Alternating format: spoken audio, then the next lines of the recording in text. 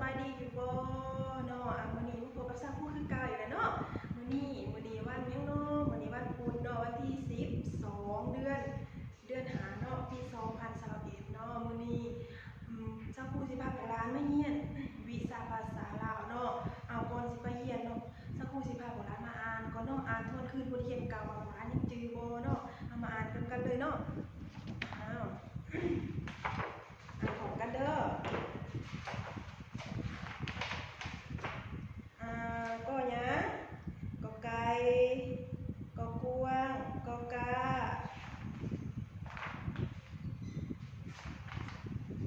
ขอไข่ขอขวนขอขัวคอควายคอแคนคอโคนงองัวเฮ้ยเดี๋ยวขอโทษเนาะงองัวงองูงอเงาจอจอกจอจานจอเจียสอเสือสอสิงสอสาลีซอซาซอซอซอไซยอยูยอยิมยอยนดอเด็กดอเดือนดอดาวตอตาตอเต่าตอแตนถอถุงถอถูถอถำ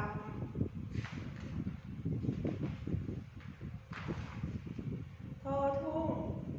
ทอทหารทอทะเล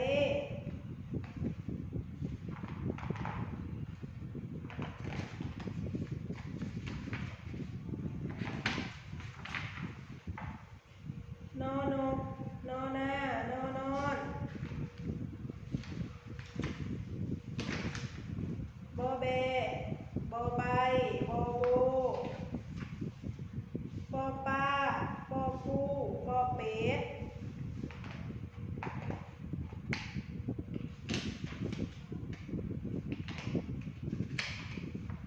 พอเพิงพอไผ่พอผา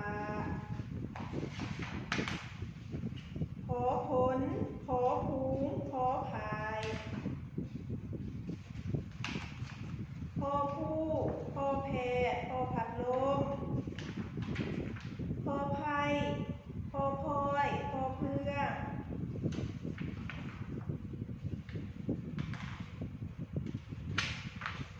มอแมว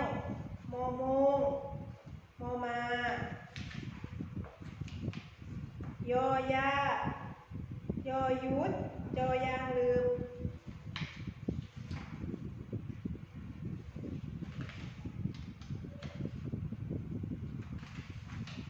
ลอลิง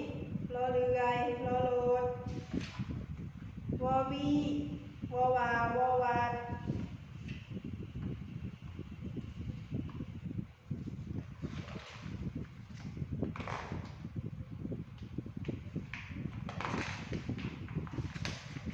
หอหันหอหอยหอไหอโออออางอออยหอเฮือนหอเฮือหอโฮเฮียนของร้านเนาะของร้านจือมาทุกคนเนาะบัดนี้ของร้านมาเนบนกระดานสักครู่เด้อสักเดี๋ยวเบิ่งเนาะวันนี้สักครู่เผาร้านเนี่ยวิชาภาษาลาวเนาะเขียนสักครู่สิให้โบราณเขียนตื่นใส่ของวางนี่เนาะให้โบราณตื่นใส่คือนี้ก็มันสิมีก้อนยังแน่ก็สิมีก้อไก่ก้อกว้างก้อกาขอไข่ขอขวนขอขัวเนาะของร้านหูแล้วบ่ว่าสิเอาตัวใดลงมาใส่ก่อนตัวนี้เนาะตัวนี้แม่นกอไก่เนาะกอไก่ตัวไหนกอไก่ของร้านเอาตัวไหนกอไก่ของร้านสิเอาตัวไหนมาตื่นใส่ตัวนี้กอไก่ตัวนี้บ่ตัวไหนตัวนี้แม่นบ่ตัวนี้แม่นบ่โดยตัวนี้เนาะของร้านเราก็เขียนใส่โดดเนาะเขียนกอไก่ใส่นี่เขียนกอไก่ไก่ตัวสระไอ้กอเป็นบ่ก็เป็นไก่เนาะ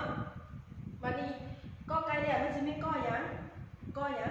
อกวางอยู่ใส่กอกวางนี่เนาะแม่นบ่โดยกอกวางแล้วก็เขียนกวางสระอากอกวางนี่กอกวางเนาะกอกวางน่ะเป็นหยังกอหยัง